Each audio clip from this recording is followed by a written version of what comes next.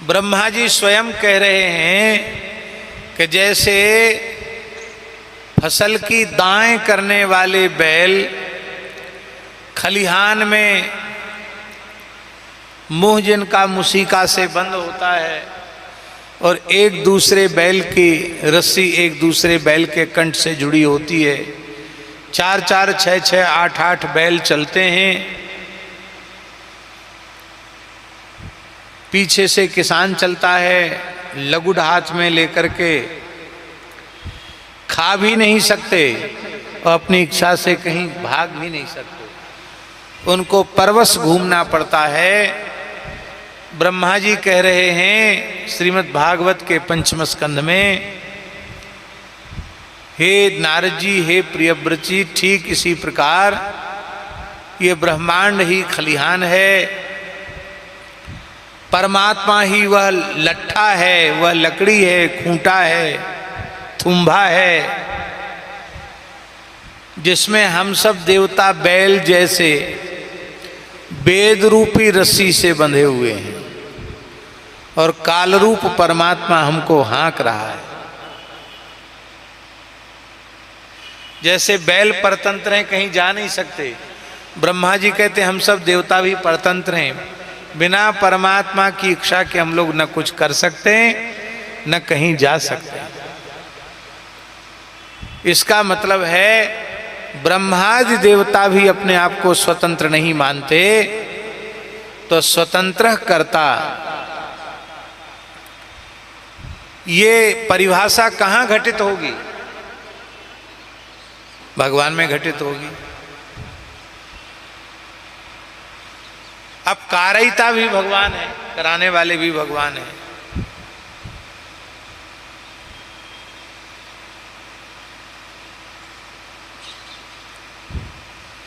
अब देखिए, आंख, नाक, कान, हाथ, पांव, सारी इंद्रियां भगवान ने कृपा करके हमको दी हैं, लेकिन भगवान की चैतन्य शक्ति हमारे भीतर न हो तो आंख रहते हुए देख नहीं सकती, कान रहते हुए सुन नहीं सकते, नासिका रहते हुए गंध नहीं ले सकती, जिह्वा रहते हुए स्वाद नहीं ले सकती, हाथ रहते हुए कोई क्रिया नहीं कर सकते, पैर होते हुए भी चल नहीं सकते, त्वचा होने पर भी स्पर्श नहीं कर सकते, न मन से कुछ सोच सकते, न बुद्धि से कुछ विचार सकते, न चित्त से कुछ चिंतन कर सकते, कुछ नहीं। इसका मतलब है कि देहेंद्र आदि के द्वारा जो क्रिया हो रही है वो भी हमारे द्वारा नहीं हो रही है, वो स्वतंत्र नहीं हो रही है, वो परमात्मा के द्वारा वह कराई जा रही है। अब तो बहुत अच्छी बात हो गई। जब यही बात है तो स्वर्ग नरक का हिसाब किताब समाप्त कर दो, क्योंकि न तो हम करने वाले हैं और न हम कराने वाले हैं। जब करने वाले भी हम नहीं हैं और कराने वाले भी हम नहीं हैं,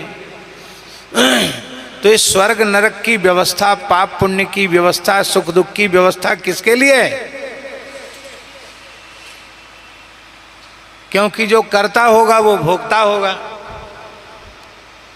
करने वाले को भोगना पड़ेगा, कराने वाले को भी भोगना पड़ेगा।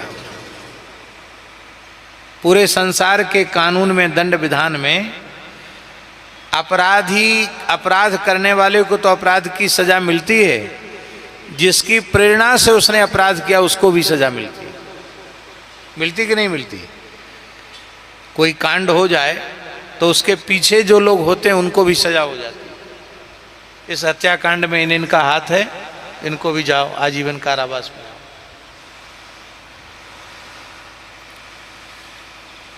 तो जब भगवान करता है और भगवान कारयिता हैं, तो स्वर्ग में पुण्य भोगना हो तो भगवान भोगें और नरक में पाप भोगना हो तो वो भी भगवान भोगें। 84 लाख योनियों के चक्कर में भी भगवान ही पड़ें, सुख दुख भोगना भी भगवान ही करें। हम सबको क्यों भोगना पड़ता है?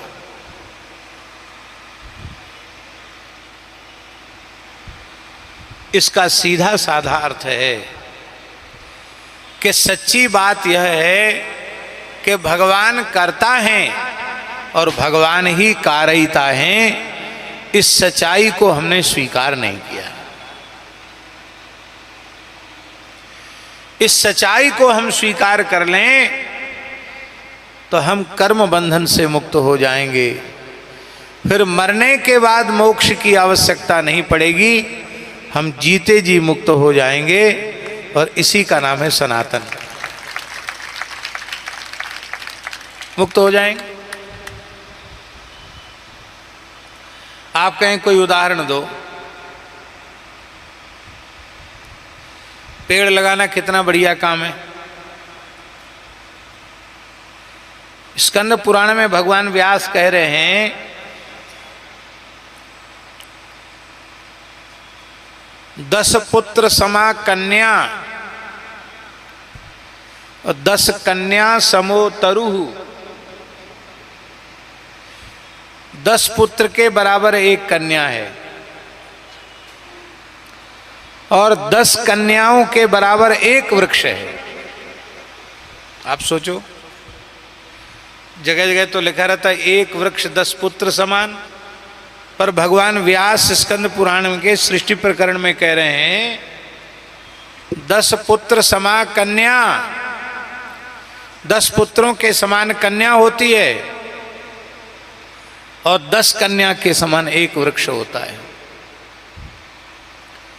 इस प्रकार के प्रयोग पुराणों में हैं कि व्यक्ति वृक्ष लगाकर धर्म, अर्थ, काम और मोक्ष चारों पुरुषार्थों को केवल वृक्ष लगाकर प्राप्त कर सकता है।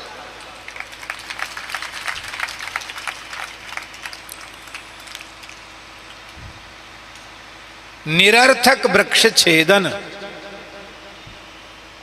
बिना प्रयोजन के वृक्ष काटने को, वृक्ष की एक टहनी काटना मना है, पूरा पेड़ काटना तो बहुत दूर की बात हुई। और उस समय का धरती का सबसे सुंदर बगीचा था रावण का। जैसे बड़े लोग का पता नहीं कहां कहां से ला करके पेड़ लगाते हैं अपने उपवन में, ऐसी रावण ने पूरे धरती के कोने कोने से विशिष्ट विशिष्ट वृक्षों को लाकर लगाया था अशोक वाटिका में। और हनुमान जी ने सब चौपट कर दी, तहस नहस कर दी। तो वृक्ष लगाना तो पुण्य का काम, और इतनी सुंदर धरती के विशाल बगीची को उजाड़ देना कितना पाप का काम है। हनुमान जी ने पूरा बगीचा उजाड़ दिया। आग लगाने को महापाप कहा गया, आतताई कहा गया आग लगाने वाले को। और हनुमान जी ने पूरी लंका में आग लगा दी। क्या बच्चों की हालत हुई, क्या राक्षसियों की हालत हुई।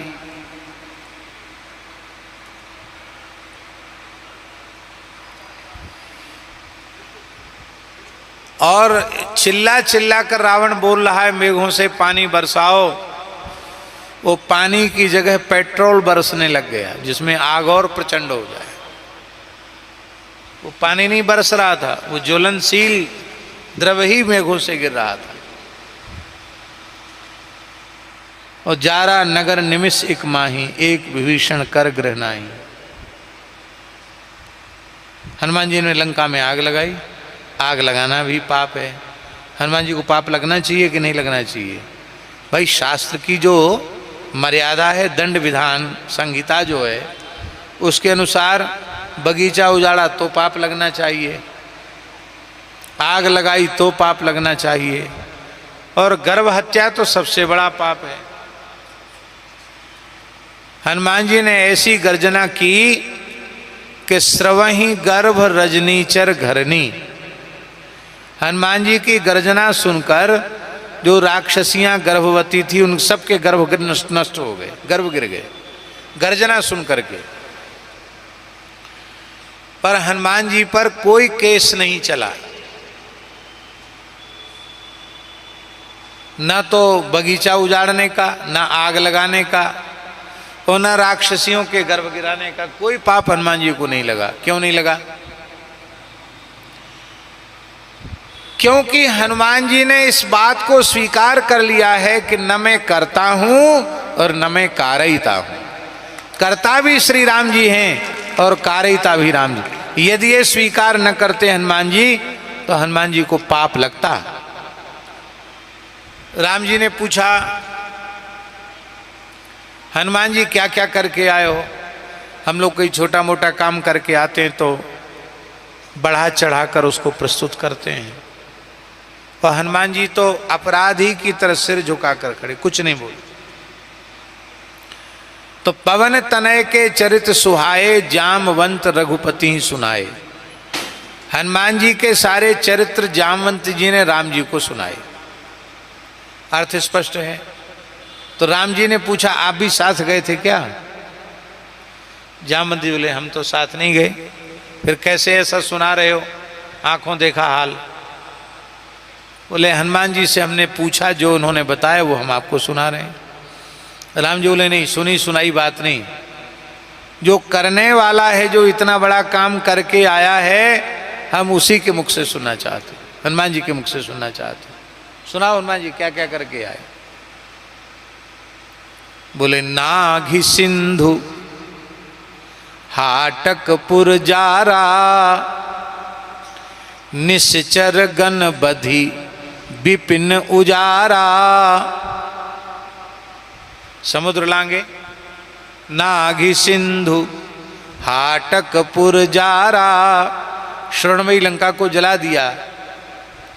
निश्चर गण बधि, निश्चरों के समूह की हत्या की, संहार किया। विपिन उजारा, जंगल भी उजाड़ दिया, वन भी उजाड़ दिया। लेकिन सो सब तब प्रताप रघुराई, नाथ न कछु मोरी प्रभुताई। ये सब केवल आपका प्रताप है, इसमें हमारा कुछ भी नहीं है, क्योंकि कर्ता भी आप हैं और कारयिता भी आप। इसलिए हम निवेदन करें, सनातन माने परमात्मा और परमात्मा माने कर्ता और कारयिता, और वह सनातन परमात्मा कोई अलग से आकार प्रकार उसका नहीं है। उस सनातन परमात्मा का जो स्वरूप है वही है धर्म। क्या है? धर्म। इसलिए रामो विग्रहवान धर्म, श्री राम जी मूर्तिमान धर्म हैं, श्री कृष्ण मूर्तिमान धर्म हैं, भगवान गणपति मूर्तिमान धर्म हैं, भगवती दुर्गा मूर्तिमान धर्म हैं, भगवान शिव मूर्तिमान धर्म हैं, भगवान सूर्य मूर्तिमान धर्म है। हमारी जो पंचदेवोपासना है ये केवल भगवान श्री राम ही नहीं, क्योंकि राम जी के ही अभिन्न स्वरूप पंचदेव हैं, वे पंचदेव भी धर्म विग्रह ही हैं।